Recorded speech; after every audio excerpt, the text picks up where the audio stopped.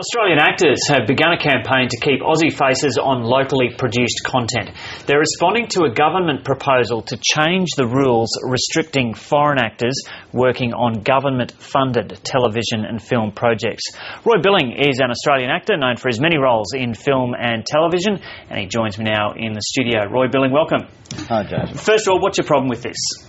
Our problem is that for the last sort of 2 decades there have been foreign importation guidelines in place which protect the jobs of Australian actors, or read Australian workers, on government subsidised productions. Now the government is proposing to change those so that basically it will be possible for producers to bring in British or American actors to take lead roles or major support roles in Australian films and television drama that is funded partly by the government. But they're obviously brought in for some roles at the moment. How do the rules actually work right now? If there's a certain amount of foreign investment in a production, they're allowed to bring in overseas actors. If it's something like, say, a big American production like Pacific, or a big American studio production which is funded totally by the American studios, they can bring as many people in as they like. Right. But we're talking about government subsidised productions and things like, Packed to the Rafters, Underbelly, Shine, movies like that, where Australian actors have got their big breaks and their main work.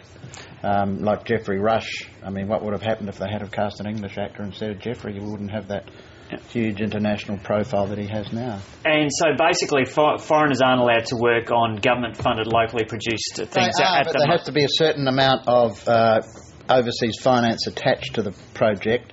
And in some cases, like we will allow, if there's a certain sort of ethnicity requirement or something. For example, There's a film shooting in South Australia now, a low-budget film called Drift, surfing film that Sam Worthington's starring in, and the producers approached the union or Equity to see if they could bring in, for a relatively small role, an actress of Hawaiian ethnicity who's a surfer who...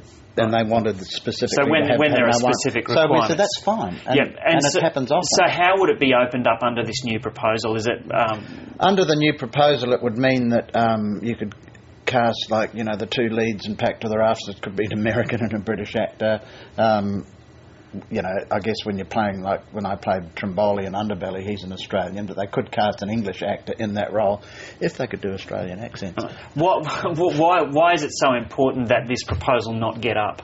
Well, it's just, the acting business, we all go into it with open eyes, but it's a tough business. And, somebody once said to me, being an actor is like waiting for the train with no timetable. And the lead roles and the big support roles are the ones that we earn most of our money out of when we're working.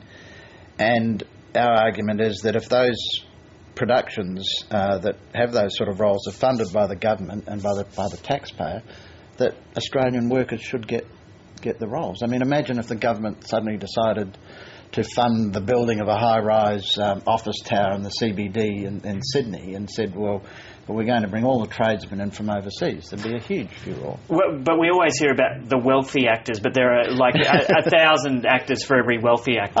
Most actors, some actors are very wealthy, like our international stars, and some like me, who work regularly are comfortably off. But most actors, struggle to make a living. It's a precarious profession, but as I said, we all go into it with open eyes, and I think we deserve the right to have the jobs, the Australian jobs that are there, especially when the taxpayer's funding them. Couldn't you be accused by some of being a little hypocritical because a lot of actors go overseas to work on productions overseas? This argument has come up, but the point is that, say, Russell Crowe, Cate Blanchett, David Wenham, Toni Collette, when they go and work in the US, which is a completely different system. It's a studio system, and all those productions are funded privately by private investors and private companies. And when they come over here and do that with, Matrix and Star Wars, and that's the same deal.